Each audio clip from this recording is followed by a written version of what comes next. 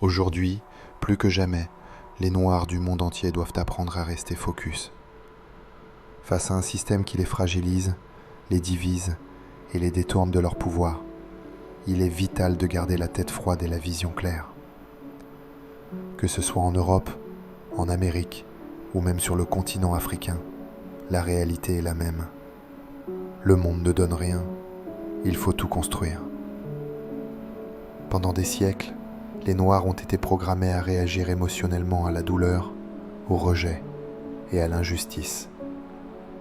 Mais aujourd'hui, l'arme la plus puissante n'est plus la colère, c'est la discipline.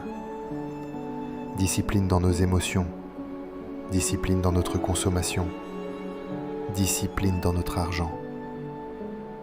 Car soyons honnêtes, nous avons un pouvoir d'achat colossal.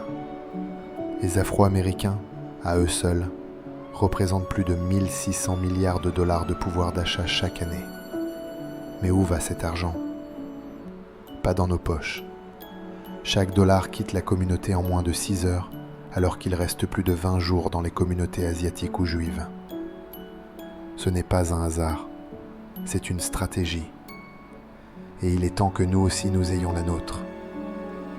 Les Noirs doivent apprendre à être prudents avec leur argent, à ne plus dépenser pour impressionner, mais pour investir.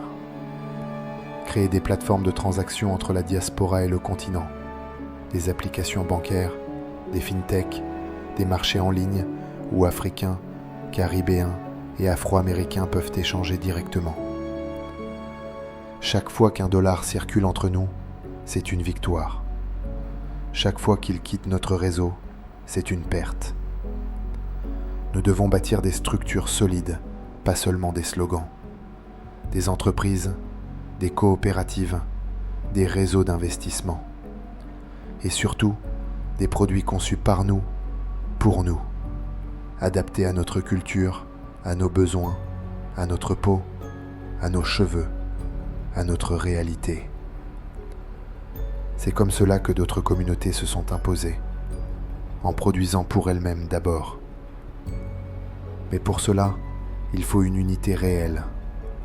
Les Caribéens, les Afro-Américains et les Africains ne sont pas ennemis. Ils sont frères. Certes, nos histoires sont différentes. Les uns ont été esclaves sur une terre étrangère, les autres opprimés sur leur propre continent. Mais la douleur a le même goût et la dignité la même couleur. Tant que nous resterons divisés, nous resterons vulnérables. Mais unis, nous sommes une puissance que le monde entier redoute. L'union économique, culturelle et stratégique de la diaspora noire est la plus grande crainte du système mondial. Alors soyons intelligents. Mettons nos émotions de côté, nos différences de côté et pensons long terme. L'avenir appartient à ceux qui bâtissent, pas à ceux qui se plaignent. Et notre génération a la responsabilité de rebâtir ce pont entre la diaspora et le continent. Pas seulement par des mots, mais par des actes. Investissons entre nous, soutenons nos marques, partageons nos connaissances, créons nos propres infrastructures.